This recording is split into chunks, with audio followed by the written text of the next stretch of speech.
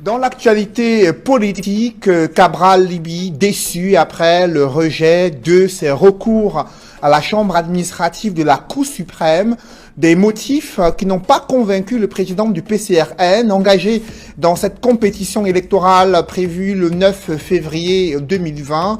Que s'est-il réellement passé durant cette audience relative au contentieux préélectoral à la chambre administrative de la Cour suprême?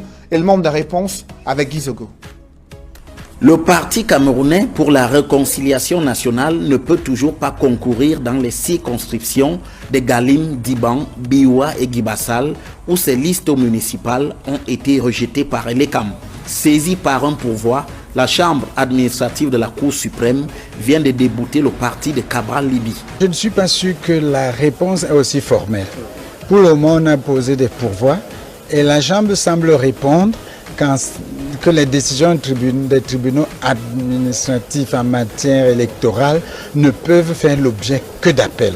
Comment ça se fait que devant cette juridiction, tous les avocats, je dis bien tous les avocats, aient déposé de recours? Comment ça se fait que seuls les avocats du RDPC ou les partis politiques proches du RDPC aient déposé à la fois et un pourvoi et un recours en appel? Parce que de toute façon, il faut se poser la question. Pourquoi tout le monde?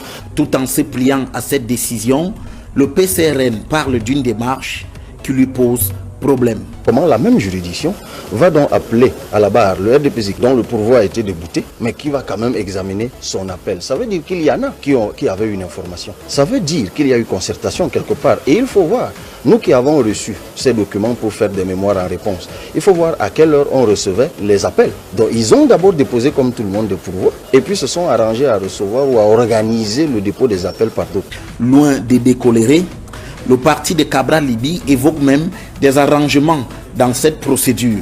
Lorsque le tribunal administratif rend une décision en premier ou en dernier ressort, cette décision est susceptible de pourvoi devant la chambre administrative de la Cour suprême. C'est clair. À l'appui de sa démonstration, le PCRN convoque la loi régissant le fonctionnement de la chambre administrative. Ce qui se passe ici est absolument scandaleux et tout porte à croire qu'on veut pousser les Camerounais à bout. Ceux qui organisent et planifient cette violence, cette révolution violente, seront battus à plate couture dans leur propre jeu.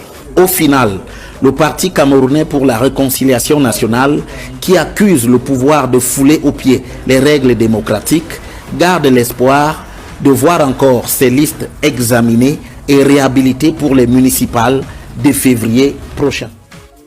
Si vous avez aimé cette vidéo, merci de liker, partager, commenter et surtout vous abonner à la chaîne. Et on se retrouve très vite pour une prochaine vidéo.